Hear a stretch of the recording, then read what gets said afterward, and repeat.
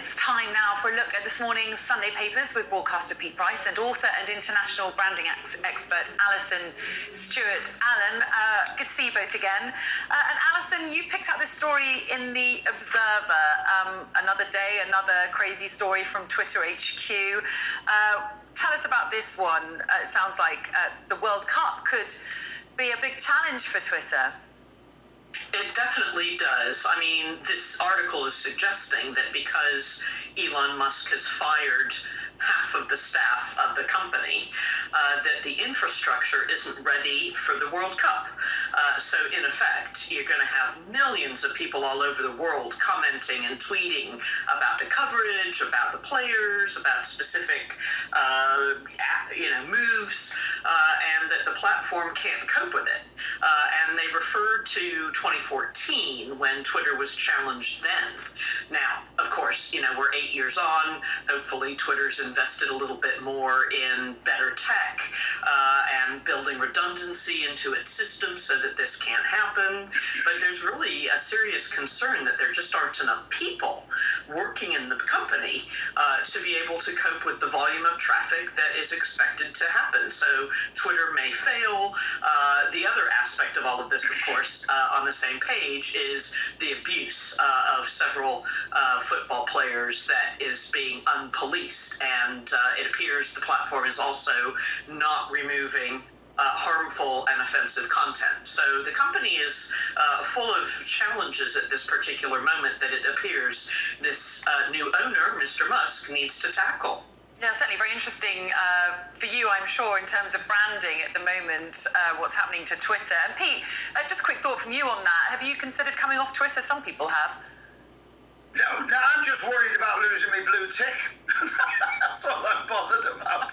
It seems to be chaos. It seems to be chaos. They seem to be spending more time wondering whether to bring Trump back or not. It just doesn't make any sense. And I love the platform, but I get a lot of abuse, which, by the way, I'm already getting on my comments on the early spot. Interesting. Well, look, just rest assured, Pete, you do not need a blue tick to be special.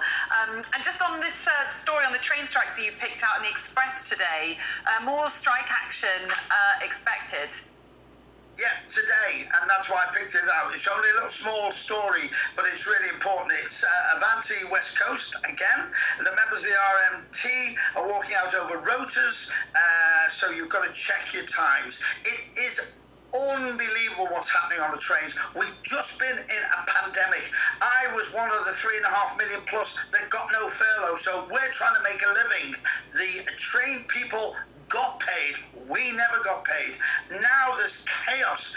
And Sunday travelling is the worst anyway. I went down on the train recently, 9 carriages full, not one toilet on 9 carriages. They had to have a toilet stop at Rugby Station. So I'm making sure that everybody knows today, if you're going away, please check your times. But Avanti West Coast have got to be sorted out, really. Andy, the mayor of Manchester, has called for them to be thrown out and get somebody back in instead that's doing it. We've got to keep the in construct. So I'm getting angry. This is how annoyed it makes me. But they've got to get the infrastructure of the trains right so people can make a living. Yeah, and just staying on this cost of living crisis, Alison, you pulled out this story about Black Friday sales, how they may suffer this year just because people are so stretched. Absolutely right, and not surprising, really, is it? Firstly, you're having these Black Friday offers starting earlier than Black Friday, and I suspect most people don't even know why it's called Black Friday, but it's actually an American import, which basically means that from American Thanksgiving, which is this coming Thursday, typically from that point through the end of the year is when a retailer goes into the black. It means that they go into profitability. So that trading period from sort of the 24th or so of November through the end of the year is critical for retailers. And because we know that consumers are looking for bargains now more than ever before, you're finding that department stores and online retailers, Amazon, John Lewis, M&S, are all actively trying to get us all to spend.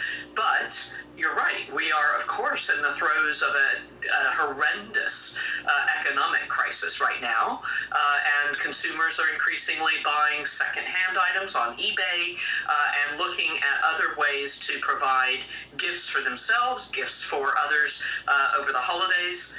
I think this is going to be one of the worst, I'm sorry to say, retail seasons for a very long time. Yeah, certainly. Pete, as Alison was touching on there, people tightening their purse strings as we go into this recession, but it hasn't stopped people donating millions of pounds to the BBC's Children in Need appeal.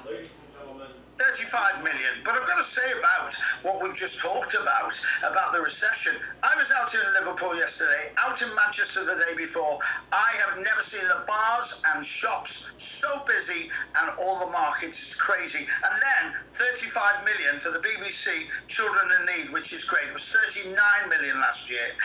We've got to remember, though, all the small charities, because they are really, really struggling. But, to be a little bit negative, of the 35 million they're getting, how much do they actually get in? We're never told how much doesn't come in, because people go with the flow. They watch it on television, they ring, they pledge, but do they get their money back? It's a great thing. It's great television. It's been going for many years, but we must remember the charities, the small charities. I'm doing one tonight for a lovely place called Maggie's Place, which is a cancer helpline and a help place for people. So we must remember the small charities.